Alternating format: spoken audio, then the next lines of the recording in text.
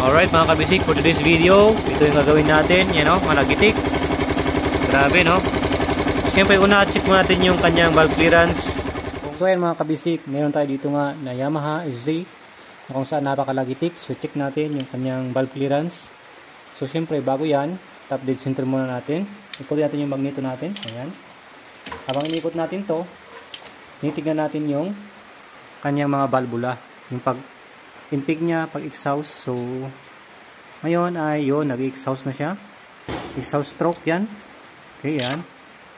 Pagkatapos ng exhaust stroke, intake stroke, bababa yung ating intake valve. Yan.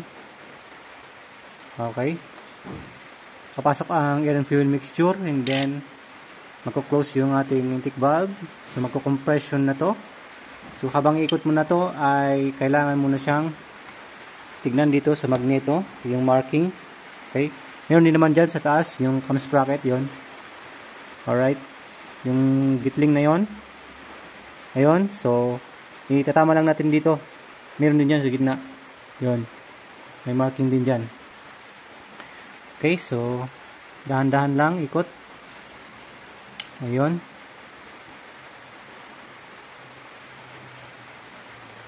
Ayan. Kunti pa.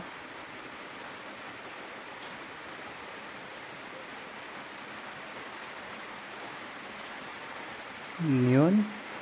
So, check natin dito sa ating magneto din. Double checkin natin dito. Para sure na sure tayo. Para sure na sure tayo mga kabisik. Yan, silipin natin. Pagkatapos nyan, dito na tayo sa taas. Dito tayo mag-check ng ating valve clearance. So, naka-top dead center na. Alugin natin yung intake. Ayun, exhaust. Ay, grabe kaluwang yung exhaust. Kaya pala, napakalagitik oh. Check nyo. Yan. Grabe oh. Sobrahan na. Yan. Tanig yan. Yan ating i-adjust. Yung check rin natin to. Medyo kasi yung kanyang adjust dito is 0.08 mm at saka 0.12 mm sa exhaust. Alright, so simulan natin. Sa intake, 0.08 mm. Sa exhaust, 0.12 mm. Okay?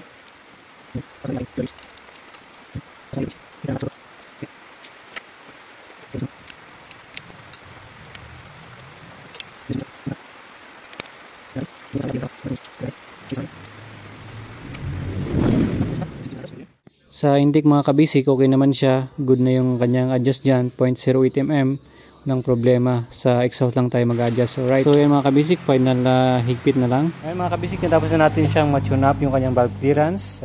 Change oil na rin. On natin. Start. Yun o. One click. Napakalinis na mga kabisik. Kumpara kanina nung last video, yung unang video natin. Ito yung gagawin natin. Yan o, malagitik. Grabe no. Napakalagitik. Ngayon napakalumanay na yung kanyang andar. Kuha ng lagitik, i-accelerate natin.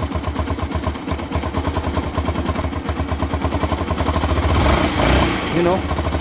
Wala na. Malinis na mga kabisik.